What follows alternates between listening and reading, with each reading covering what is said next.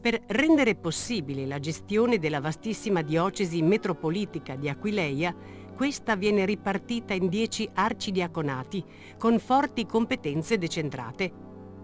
L'arcidiaconato della Carnia, uno dei 4 presenti in Italia, raggruppa i territori di 11 pievi: Zuglio, Illeggio e Tolmezzo nella Valle del But, Gorto nella Valle del Degano, Forni di Sotto, Ampezzo, Socchieve, Nemonzo, Invillino, Verzegnis e Cesclans nella Valle del Tagliamento.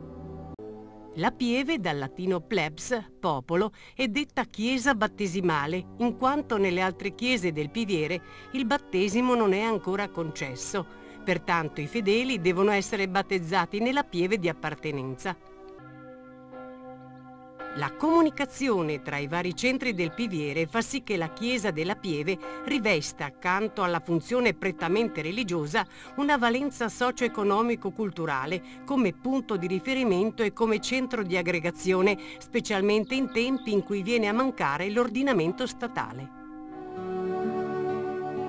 Situata sul piano dell'omonimo colle già occupato da un fortilizio romano che vigilava l'importante via Iulia Augusta che da Aquileia raggiungeva il Norico, la chiesa di San Pietro in Zuglio domina la Valle del But.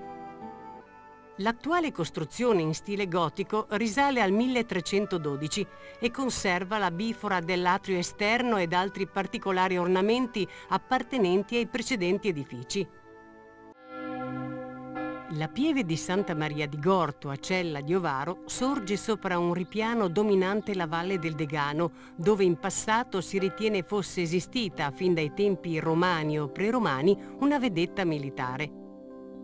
Il toponimo Gorto, di probabile origine celtica, deriverebbe da gurtu, cioè recinto chiuso, luogo fortificato.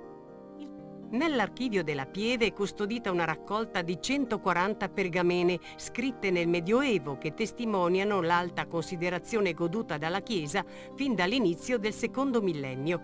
Ma il reperto più interessante è un'iscrizione in caratteri nord-etruschi rinvenuta nel 1988, di cui proponiamo il calco.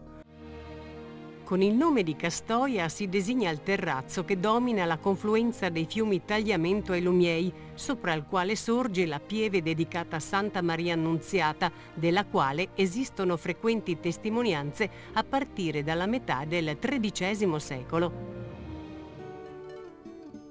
La storia della pieve di Invillino si confonde con quella del famoso castrum di Ibligo, definito fortezza inespugnabile da Paolo Diacono. Gli scavi archeologici, eseguiti anche sul vicino Col di Zucca, hanno consentito il ritrovamento dei resti di una grande basilica con tipologie tipiche di strutture paleocristiane di stampo aquileiese, nella quale, oltre alle celebrazioni eucaristiche, si svolgeva anche il rito battesimale.